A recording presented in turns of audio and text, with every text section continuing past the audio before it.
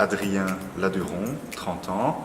Je brasse de la bière ici à Tuilly, ça s'appelle la Sakwe, en activité complémentaire. Ça a débuté dans des casseroles de cuisine chez moi. J'avais un ami qui est maître brasseur et qui m'a un peu donné tous les bons filons pour pouvoir commencer à brasser pour la première fois. J'ai commencé par faire 5 litres parce que finalement je ne savais pas vraiment si ça allait me plaire. Et puis j'y ai pris goût. Et donc j'avais justement une connaissance à Toin qui avait conçu toute une picobrasserie avec des casseroles de 70 litres et j'ai eu l'opportunité de racheter des tanks à lait, donc du matériel de laiterie aménagé pour brasser de la bière. Ça a été l'élément déclencheur. Je me suis dit allez, j'y vais, je fonce. Je brasse la Sakwe. Je n'ai qu'une seule bière pour l'instant. C'est une bière de type saison à 6,5% d'alcool qui est brassée à partir de 3 maltes et de 3 houblons. Brasser une bière, c'est pas mal d'étapes. Il faut partir d'une journée complète pour pouvoir brasser sa bière. La première matière première, c'est l'eau pour faire de la bière. Ça, j'utilise l'eau de ville. Ensuite, le malt vient de la malterie du château située à Belleuil.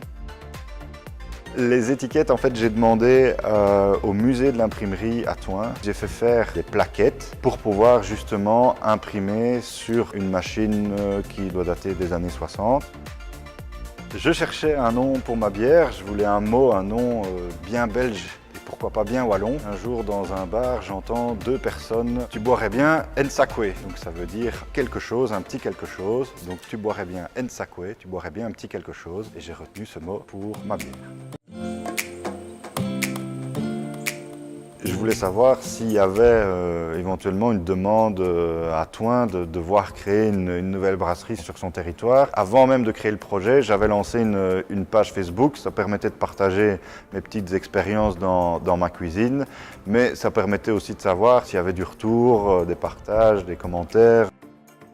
Pour faire évoluer le projet, j'ai pris une mission, quelles sont les valeurs de l'entreprise, ce que j'ai vraiment envie de développer. Tiens, si je double ma production, si je triple ma production, voilà un peu les chiffres derrière et ce qui est possible, ce que ça va me demander comme temps. Plutôt penser le projet pour le futur. Pour la suite, ce que j'envisage éventuellement, mais alors là on est plutôt sur 2019 ou 2020, c'est soit un crowdfunding, soit la constitution d'une société coopérative à finalité sociale, ce qui permettrait à tout un chacun de pouvoir acheter des parts dans cette société coopérative.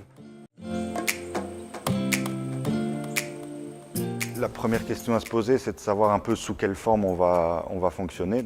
Il y a une multitude d'organismes qui sont là pour aider dans le projet. Et puis, donc, une fois qu'on a répondu à cette question, il faut un numéro de TVA, un numéro d'entreprise, un bon comptable. Ça, je dirais que ce sont vraiment les premières démarches de base. Je pense vraiment qu'au niveau de l'artisanat, c'est important de communiquer au fur et à mesure de l'évolution de son projet, de montrer le travail manuel, le savoir-faire. Et donc, je pense qu'il faut vraiment le communiquer aux gens.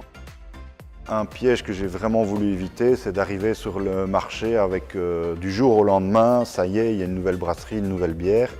C'était pas du tout ça la démarche et je pense que ça peut être un peu négatif. Il faut le faire parce qu'il y a beaucoup de gens, je pense, qui ont beaucoup d'idées et puis c'est dans la concrétisation. Pas hésiter à pousser les portes, aller à la rencontre.